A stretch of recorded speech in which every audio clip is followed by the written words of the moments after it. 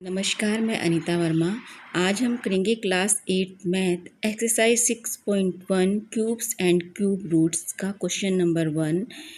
इसमें total 5 part हैं जिसको हम इस वीडियो में सोल्व करेंगे। तो हमें which of the following number are not perfect cube, कौन सा नंबर परफेक्ट क्यूब नहीं है ये हमें यहाँ पर बताना है। तो 216 को पहले सोल्व करेंगे। 216 को हमने फैक्टर निकालेंगे। इसका फैक्टर में 2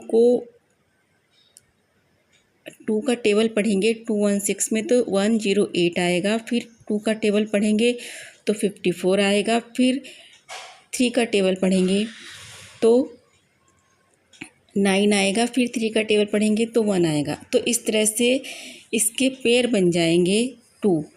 2 का पेयर है और 3 का पेयर है, क्योंकि ये भी 3 टाइम है और ये भी 3 टाइम है। अब इन दोनों को मल्टीप्लाई कर देंगे 2 की पावर 3 एंड 3 की पावर 3 को, क्योंकि क्यूब्स है, क्यूब्स में 3 ही लिखा जाता है।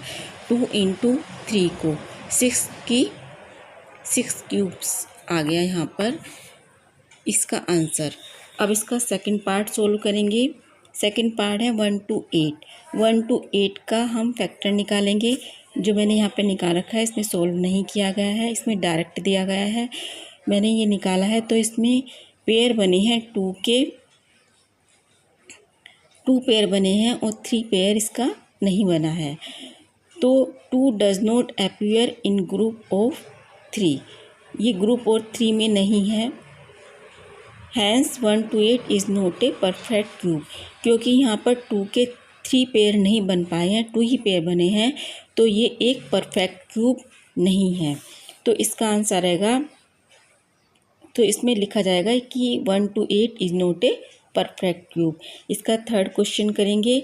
1000 का हम निकालेंगे फैक्टर निकालकर 2 का टेबल 5000 टाइम पढ़ा जाएगा। फिर 250 आएगा। फिर 125 यानी कि फिर 5 का स्टार्ट हो जाएगा। तो इस तरह से हमारे पेयर बने हैं। एक 2 का पेयर बना है, एक 5 का पेयर बना है।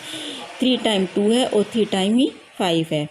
तो ये एक परफेक्ट क्यूब हुआ, यानी कि 2 की पावर 3 इंटू 5 की पावर 3, यानी कि 3 का ये पेयर बन गया।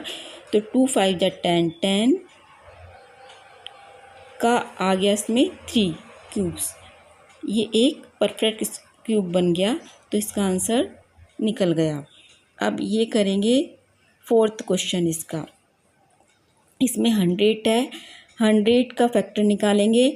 तो इसमें पेयर नहीं बन पा रहे। 2 and 5 both do not appear in A group of 3, ये 3 के ग्रुप में नहीं बन रहे हैं।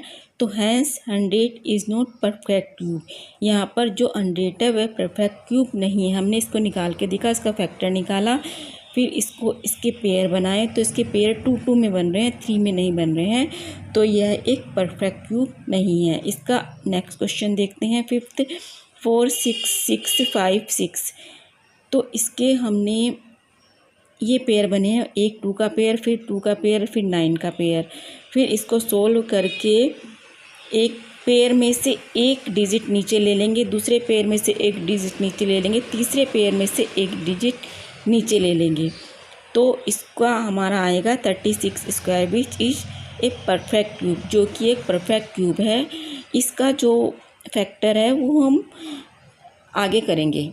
फैक्टर यहाँ पर निकला है 1 2 3 4 5 6 टाइम 2 एंड 3 टाइम 9। तो इसके एक मतलब 3 का पेयर बन रहा है। और यही आंसर में हमें यहाँ पर लिखा था कि यहाँ पर एक 2 का पेयर फिर 9 का पेयर।